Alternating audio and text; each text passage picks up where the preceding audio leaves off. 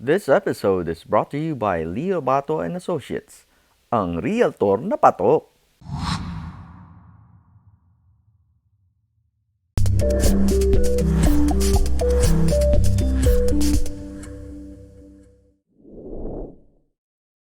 Through the years na ginagawa mo to, kamusta ang tolerance mo sa risk? I'm okay with the risk. Like, what's talo to you? Yung word na talo ako dito. What would that be? A few thousands, hundreds of thousands, millions? What would it be? I think you can always recover from whatever talo that you have. What can't you recover? Time? What you cannot recover is when you don't learn from that experience. Failure.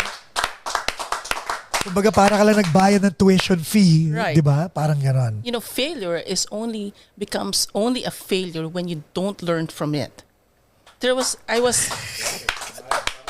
Kinikilig ako. Diba? And I'm a board member of this organization, and when they were doing an interview, the chairman of the board asked me, "What's your worst and best experience?" And my answer, the worst experience is, I don't think I have any worst experience. Kasi you learn from it. There's always a lesson. Right. Yeah.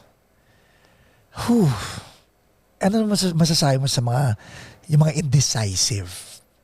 Like, I'm sure you have friends who are indecisive. Do you just keep quiet? Do you give advice? How do you mentor them? Well, not only do I have friends like that, but I also experience indecisiveness.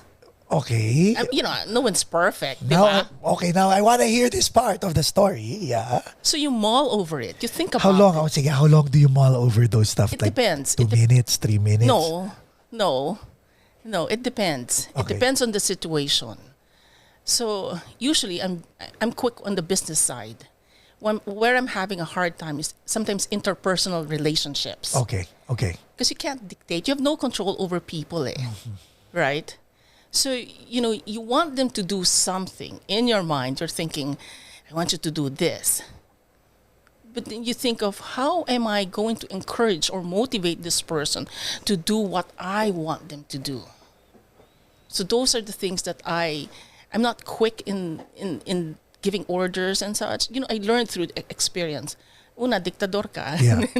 Eventually you'll realize, this is not working.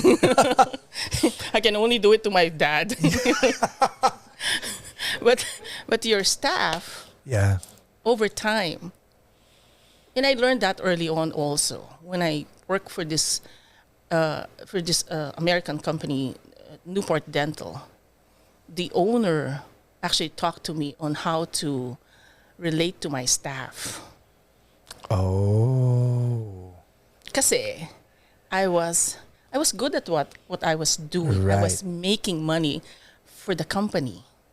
But I was the managing dentist back then for him. But for me to be able to hit those goals is to tell you this is what you're supposed to do. But in the process of doing that, some of them, feels bad about me. Yes. Then eventually it's not going to work. So na-come to Jesus ako noon. Okay, so may come to Jesus moment ka from upper management. That was the first time. But I'm very grateful that he did that. Otherwise, I won't learn. I wouldn't know. I was young. See, ang ganda eh. That's a good crossroad and turning point because pride could have easily set in eh. And I'm sure there was inner conflict pagdating dun sa tinawag ka. Una-una, you're doing well. Tatawagin mo ako. But what made you open your ears and your mind, and what made you keep your mouth closed? When I was the first dentist that I worked for, Dr. Lou, when I passed my board exam, the one advice that he gave me before I left him, he said, Lourdes, swallow your pride, swallow it hard as you go up the ladder. So nung na-come to Jesus ako, that was going on in my mind. This is the time when you swallow your pride and listen. Hindi madali, no? Was it easy? It wasn't easy. Kasi It was necessary. Kasi, Yeah. feel mo na na Yeah, magaling ka yeah. Diba? And then, na-come to Jesus ka. It's a very humbling experience, but very good. Now, having known that, having that part of your arsenal, how did you apply that in your everyday walk naman? Mas naging in tune ka na with your staff? Is that how it is? Whether it's a restaurant, sa clinic, or sa bakery? So I was young. I'm in my early 30s. I was the managing dentist for him already. So I was able to practice this sa staff niya. Yun. And Tapos nagkaroon ng magandang environment. right. And then, but it wasn't perfect. It was years. Yeah. Sometimes you slide back Yeah. from your arrogance. And then when I had my own practice, so at the start, you're under pressure to make money. Kasi, Yeah. you loaned money to purchase that practice. And then you want things done. Then you become arrogant or you dictadora. Yung arrogance, Doc, is it necessary to have a certain amount of arrogance or just enough confidence before it becomes arrogance? Or is it the same pagdating sa'yo? I think it's confidence in yourself.